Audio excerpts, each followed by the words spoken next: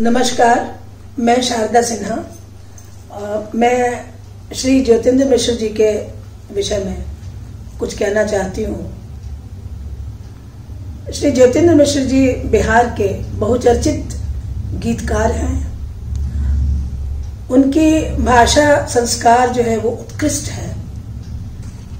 उनकी रचनाओं व गीतों में लावण्य और लयात्मकता का समावेश होता है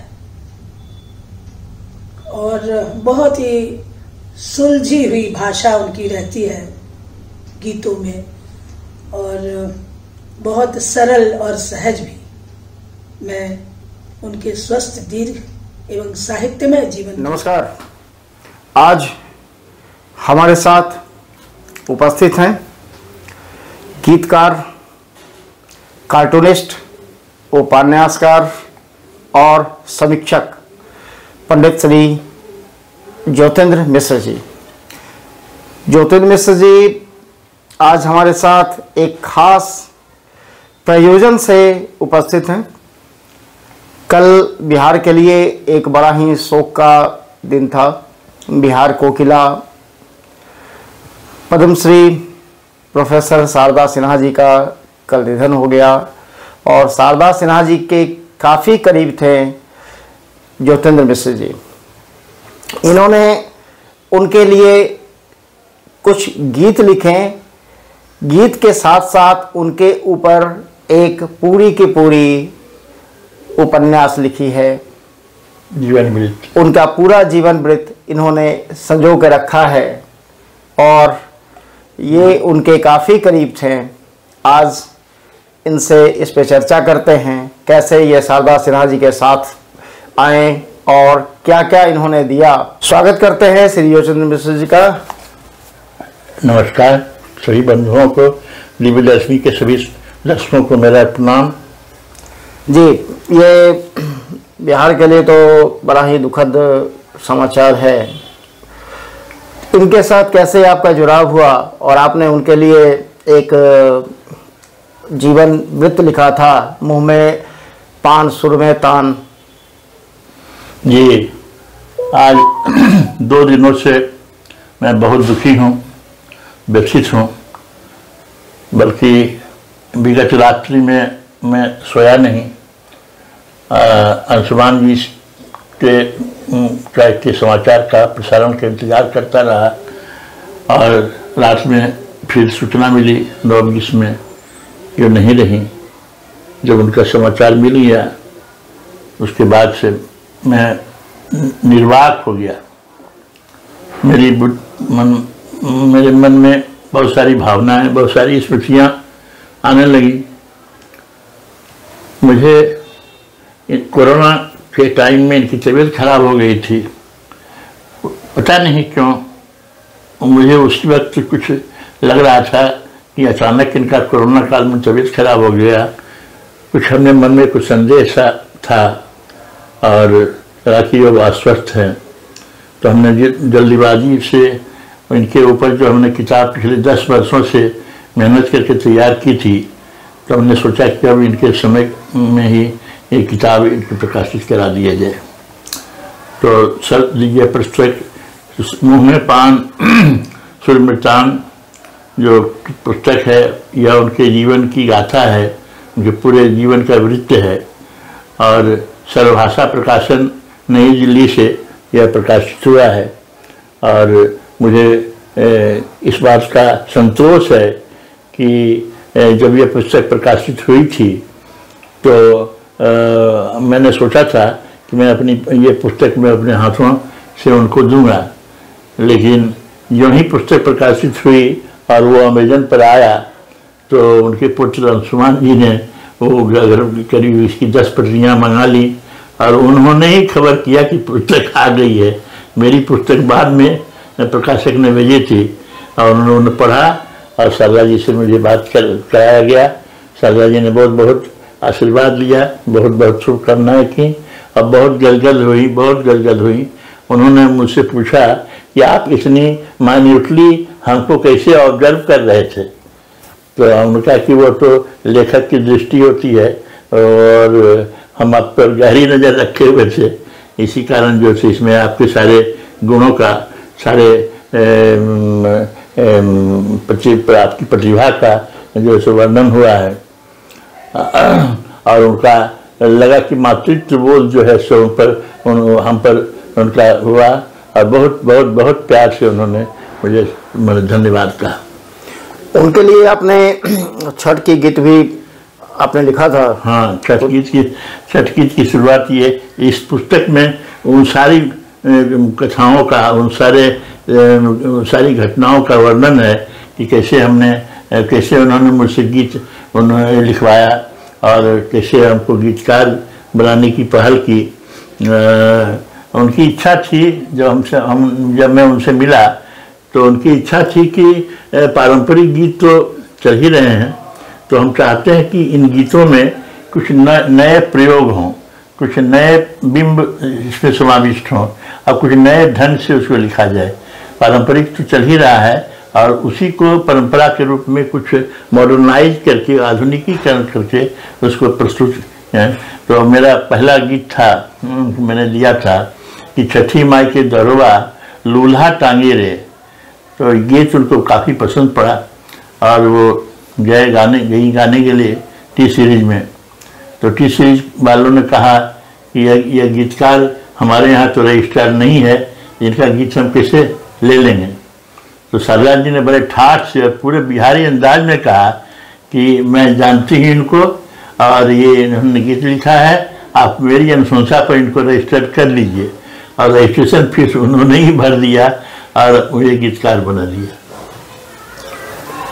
और कोई संस्मरण इसके अलावा आपके साथ उनका रहा है? अक्सर उनके पति डॉक्टर किशोर सिन्हा शिक्षा विभाग में उच्च पदाधिकारी थे और मैं भी शिक्षा विभाग में पदाधिकारी था, तो अक्सर उनसे मुलाकात होती रहती थी और बड़े बिंदास किस्म के व्यक्ति थे। वो उत्तर बिहार का जो बिंदास होता है, जो मिठास होती है, बिंदास होता है, वह सब कुछ सारा गुण डॉक्टर किशोर सिन्हा में था। और बड़े उदार, बड़े हृदय, और उनसे दोनों का तालमेल इस तरह था, जब मैं उनके निवास पर जब भी गया तो कैसे वो दो हंसों का जोड़ा जैसे कहा जाता है, तो पति पत्नी में इतना सामंजस्य, इतना आपसी मेल कि हम बहुत कम परिवारों में देखा जाता है। एक दूसरे के लिए, एक दूसरे के छोटी छोटी बातों का ख्याल रखना। हम भी उस वक्त पान खाते थे तो सरदार जी खुद से पान बना के खिलाती थी मुझे भी, और हम जब भी उनके यहाँ जाते थे तो हम डकमंगला चौक पर बढ़िया पान लगवा करके विशेष रूप से सरदार जी के लिए लेते जाते थे। तो देखिए मिश्रा जी मेरे लिए पान लेते आए हैं। तो बहुत घंटों बैठी होती थी और कोई गीत जो हम ले जाते थे या उनकी अपेक्षा के साथ जो गीत मांगी जाती थी उस पर जो चाहे खुद हारमोनियम पर बैठते थे और खुद मिनटों में धुन बना के रख लेती थी और उसको बहुत धन्यवाद के साथ नाश्ता पानी कराते हुए जो सबको विदा करती थी। बहुत एक बार रांची में उनका आयोजन था तो उन्होंने मुझे फ़ोन किया, वो प्लेन पर से गई थी तो प्लेन से ही फ़ोन किया कि हम इतना बजे आ रहे हैं।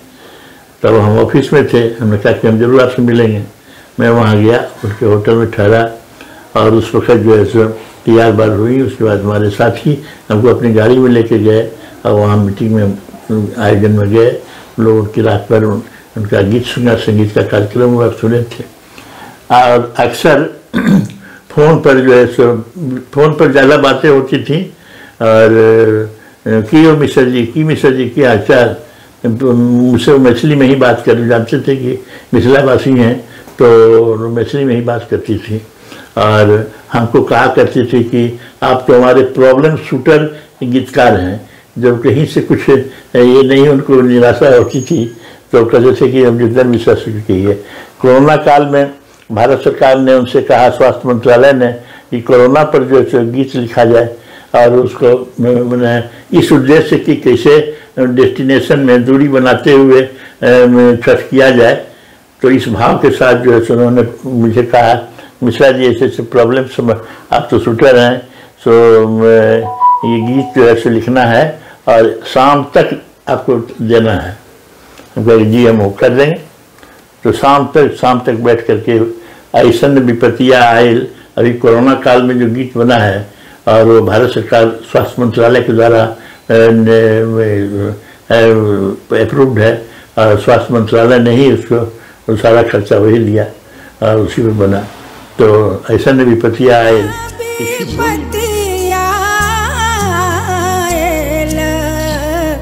बरत लगाई पार, बरत लगाई पार, रउवे से असरा लगल बा, छठी मैया जग के आधार, छठी मैया जग के आधार।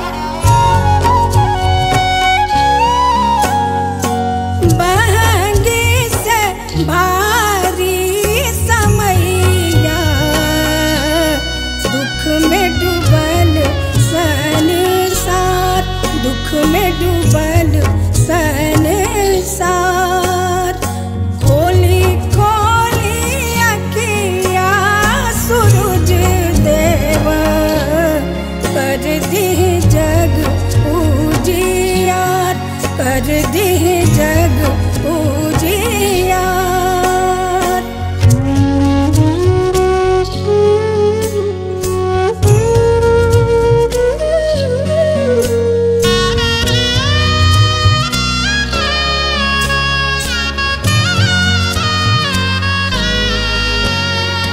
गंगा जी के पनिया किरनिया निहारे, सुपवा दौरवा के दियना उकारे।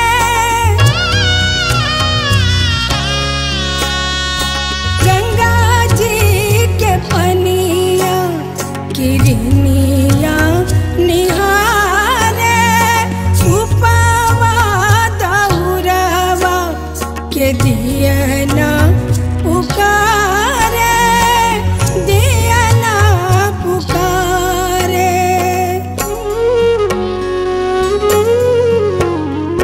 दूर बैठल ननदी गोतनिया, कैसे बनी ठेकुआ का साथ, कैसे बनी ठेकुआ का साथ।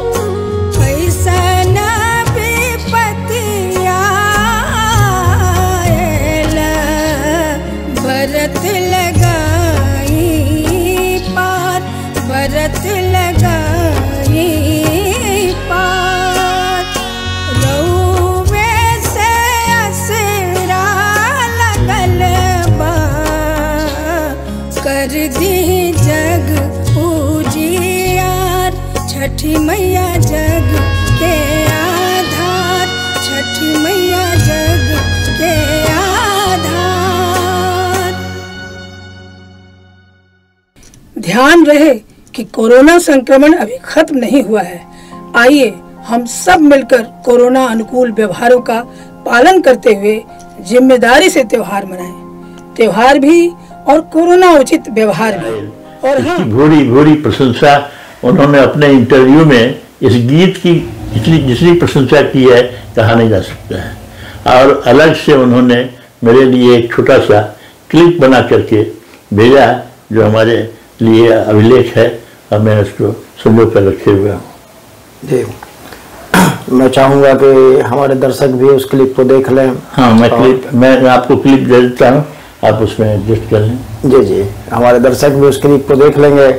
तो इसके अलावा हाँ, वो गीत बहुत सबसे बड़ी बात थी कि सचमुच में वो छठी मैया का जो स्वरूप होता है वो सचमुच लोगों को देखने के बाद लगता था कि यही छठी मैया है। सारे की इस पुस्तक में सारे चीज़ों का, उनके सारे इंटीग्रिटी का, सारे उनके बिहारीपन के अंदाज का सारा कुछ का वर्णन इसमें है। और उनके अंदर जो एक मातृत्व का भाव था, मातृत्व का भाव पर कितना था कि किसी को भी वो उसी तरह वात्सल्य भाव से ही देखती थी, किसी को भी। और वही प्रेम, वही चाय, वही नाश्ता, वही पान, मतलब किसी के साथ ऐसा कोई व्यक्ति ही नहीं मिला जो शारदा सिन्हा की कोई शिकायत कर ले।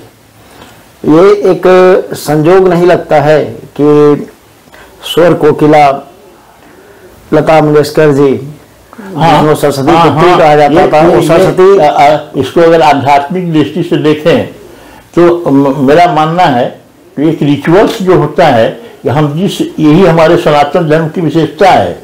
ये सनातन कभी कभी कहानियां सुनते होंगे आप कि अमुक आदमी शिव के बहुत भक्त थे, अमुक आदमी जो है सो दुर्गा के बहुत भक्त थे, और ठीक ऐन वक्त पर उनको इस तरह के रिचुअल्स जो होता है, रिपीटेशन जो होता है किसी की प्रति, तो उस तरह का प्रभाव वायुमंडल से मिलता है, अंतरिक्ष से रिस्पॉन्स होता है, ये हम मानते हैं इस बात को। तो उनका ये छठ के लता जी की मृत्यु सरस्वती पूजा में हुई और इनकी छठ में हुई। तब लता मंगेशकर जी का भी देखिए, वो सरस्वती की उपासिका थी, तो उनका भी सरस्वती पूजा के दिन इनका देहांत हुआ। अब ये छठी मैया का इनका प्रेम था, अब तो छठी मैया अपना गोद में ले गए। हमारे डॉक्टर रंजन सूर्यदेव जी को देखिए, सूर्य के बहुत उपासक थे, छठ के टाइम में हो गए।